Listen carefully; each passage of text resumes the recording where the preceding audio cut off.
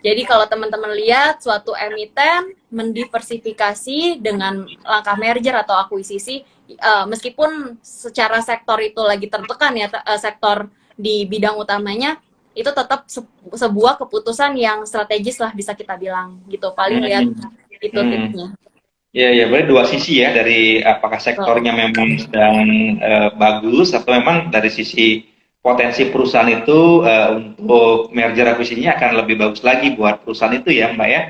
betul. Apalagi ini kondisinya memang ketidakpastian ekonomi ini memang ya mau nggak mau ya perusahaan itu harus mengupayakan seoptimal mungkin lah ya untuk tadi. Tapi kembali lagi tadi ya di highlight oleh Mbak Cisti tadi ya sektor-sektor unggulan ya. Kalau teman-teman mau masuk ya silakan ya gitu. Oke, menarik banget ya obrolan kita ya. Nah, teman-teman, saya ingetin lagi ya, nanti di akhir sesi kita ada door prize ya, pulsa Rp25.000 untuk 3 orang. Ya, nanti akan saya umumkan pertanyaannya di story-nya dari IDX NTB ya.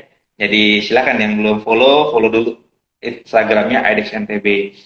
Oke, ini ada yang nanya nih Mbak, konstruksi nih, boleh dong disinggung nih Mbak. Ya tadi kita udah ngomong sektor energi gitu ya, kemudian consumer tadi ya.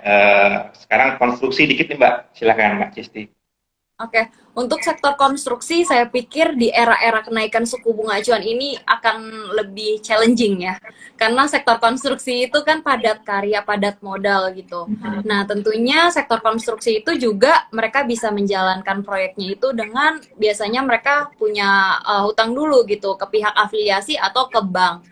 Nah, ini yang bahaya itu adalah utang ke bank. Karena ada potensi dari kenaikan suku bunga acuannya itu pasti kan dari sisi bunga kredit juga ada kenaikan.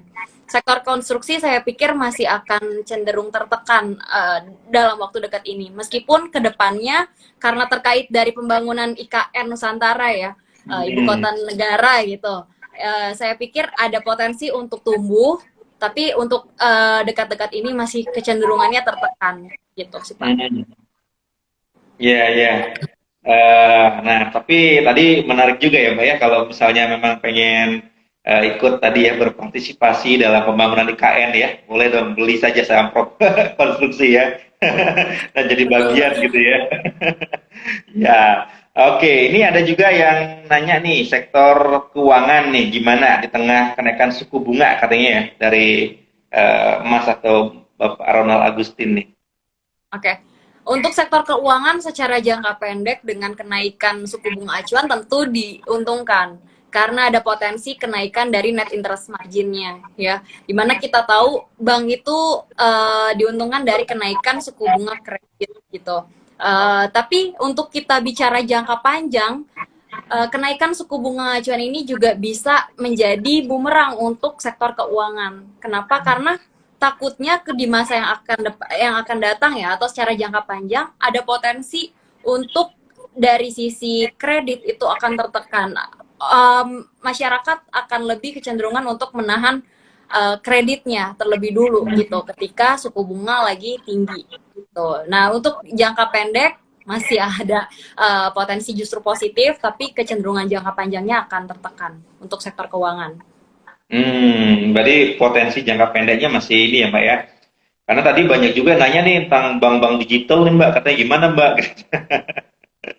Oke, kalau untuk bank digital, kita bicara bank digital, memang dia special case ya, nggak bisa di apple to apple dengan bank konvensional. Karena dari bisnis kita lihat untuk perbankan digital itu dia justru dapat diandalkan kemarin semenjak pandemi. Semua pola hidup masyarakat itu udah mulai berubah tren dari yang sebelumnya Hmm. offline cenderung mengandalkan teknologi gitu. Dan teknologi juga erat kaitannya dengan bank-bank digital. Nah, untuk perbankan digital, ini untuk teman-teman yang memang mau investasi di bank digital harus lihat dari sisi ekosistem digitalnya gitu. Apakah perbankan digital itu punya ekosistem digital yang kuat, yang besar, yang mampu mendorong dari sisi kinerjanya dia sendiri atau enggak? Kalau dia punya Hmm. ekosistem digital yang kuat, yang besar, tentu lambat laun ya atau kedepannya masih akan sangat positif. Tapi kalau Hmm. ekosistem digitalnya itu tidak mampu untuk mendorong mereka punya kinerja, ya akan kalah dengan bank-bank konvensional lain yang udah mature duluan, yang udah besar Hmm. duluan. Jadi boleh perhatikan Hmm. dari sisi ekosistem digitalnya. Ya, ya, ya, ya, ya, itu juga harus teman-teman perhatikan ya. Jadi nggak hanya satu emitennya aja ya, tapi gimana tadi ekosistemnya itu juga akan bisa mensupport gitu ya, Mbak Cisti ya. Oke. Ini juga menarik nih ya. Ada yang nanya mengenai ini dari Suhar 45 Soputra yang mau nanya gimana mengatur portofolio pada saat krisis itu maksudnya. Apakah Iya, cut kritis. loss dulu atau hold katanya? Oke. Thank you nih Kak Suhar 45_Putra ya. Saya kalau ditanya ini tergantung sahamnya apa dan Hmm. tergantung tujuan trading dari Kak Suhar itu seperti apa. Kalau memang tujuan trading dari awal itu adalah hanya untuk trading jangka pendek gitu ya, jangan pernah takut untuk melakukan cut loss. Apalagi saham tersebut memang nggak performnya dalam gitu ya. Maksudnya floating loss-nya itu terlalu dalam, mungkin 20%, mungkin 25%, mungkin 30% gitu. Jangan pernah takut untuk melakukan cut loss. Karena kita lihat memang market itu saat ini kecenderungannya bearish gitu. Masih ada potensi untuk IHSG bergerak downtrend terlebih dulu.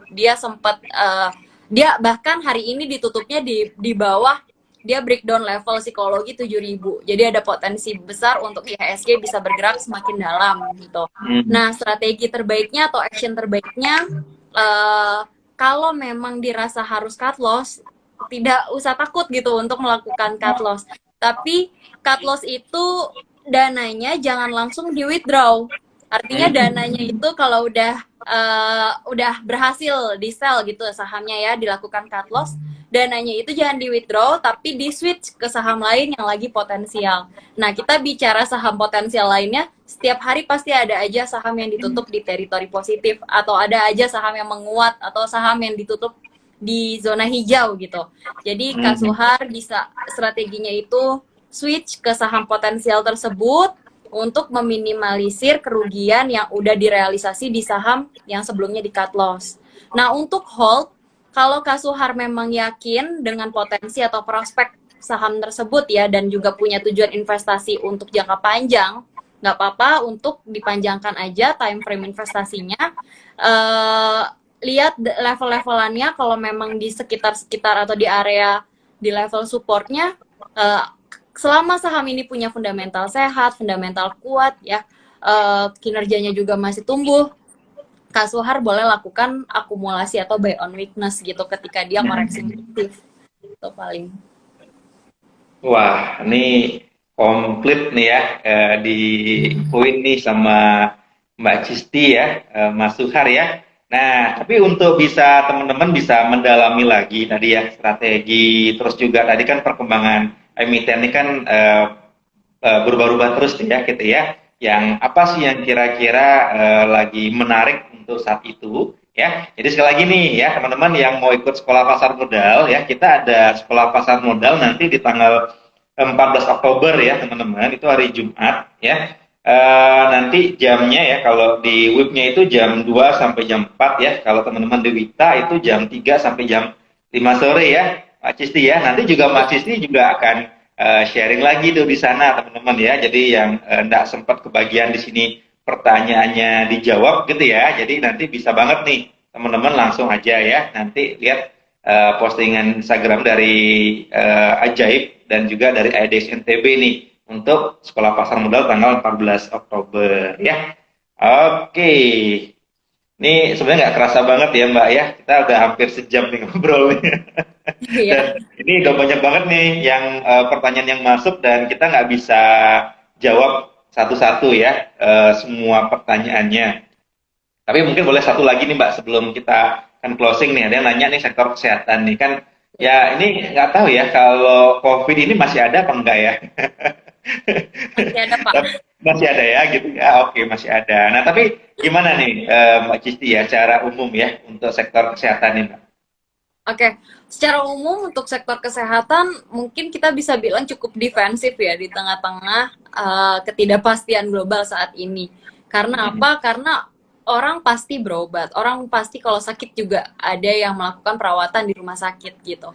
Tapi yang jadi concern di sini adalah sektor kesehatan dengan bidang usahanya tuh apa dulu. Kalau sektor kesehatan bicaranya kita emiten-emiten farmasi, itu tentu juga masih punya tantangan dari kenaikan harga bahan baku. Karena farmasi itu mayoritas emiten-emitennya melakukan impor gitu. Nah, dari impor tersebut itu kan ada potensi kerugian nilai mata uang ya, karena kan dolar lagi menguat, rupiahnya melemah gitu. Jadi mereka mendapatkan bahan bakunya itu lebih tinggi, lebih mahal gitu.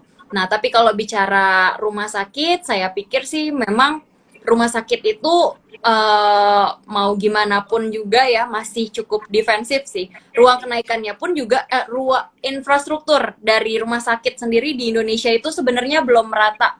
Di kota-kota besar mungkin mereka punya rumah sakit udah lengkap fasilitasnya, udah besar gitu ya, tapi kan belum merata di kota-kota lainnya seluruh Indonesia. Jadi saya pikir untuk infrastruktur pembangunan masih ada ruang, masih positif juga ke depannya karena cukup defensif dan ya masih oke lah, masih good lah Pak kalau untuk sektor kesehatan dari infrastruktur atau ada ruang dari infrastruktur tersebut. Gitu. Ya, artinya teman-teman masih layak dan bagus lah ya itu kalau misalnya ada yang baru masuk atau kalau misalnya memang tadi masih pegang sahamnya gitu ya Mbak ya, memperhatikan kita sekarang masih dalam kondisi kalau juga. Farmasi, ya kalau untuk farmasi mungkin tertekan dari biaya bahan bakunya ya Pak, karena kan masih impor untuk farmasi bahan bakunya. Oke, oke ya. Ini saya ingetin ya teman-teman ya, kita ada kuis habis ini di Instagram IDSNTB ya, di story-nya nanti kan kita umumkan ya, nanti ada hadiah pulsa Rp25.000 untuk 3 orang pemenang yang beruntung ya. Jadi yang belum follow silahkan follow dulu Instagram IDSNTB ya. Oke, Mbak Jisti ya, ini nggak kerasa banget nih Mbak, udah hampir sejam ya, udah hampir habis waktu kita untuk ngobrol. Ya, saya ingetin lagi tanggal 14 Oktober ini kita ada kelas ya sekolah pasar modal dari Ajaib dan juga IDS NTB via Zoom online ya.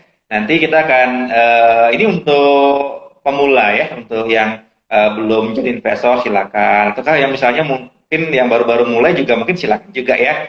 Nah, jadi teman-teman mungkin boleh diinfoin dong Mbak kalau misalnya pengen jadi investor di Ajaib caranya gimana ya? Oke, teman-teman bisa langsung download aplikasi kita di App Store atau di Play Store. Ketik aja Ajaib Sekuritas gitu. Nanti akan muncul di download.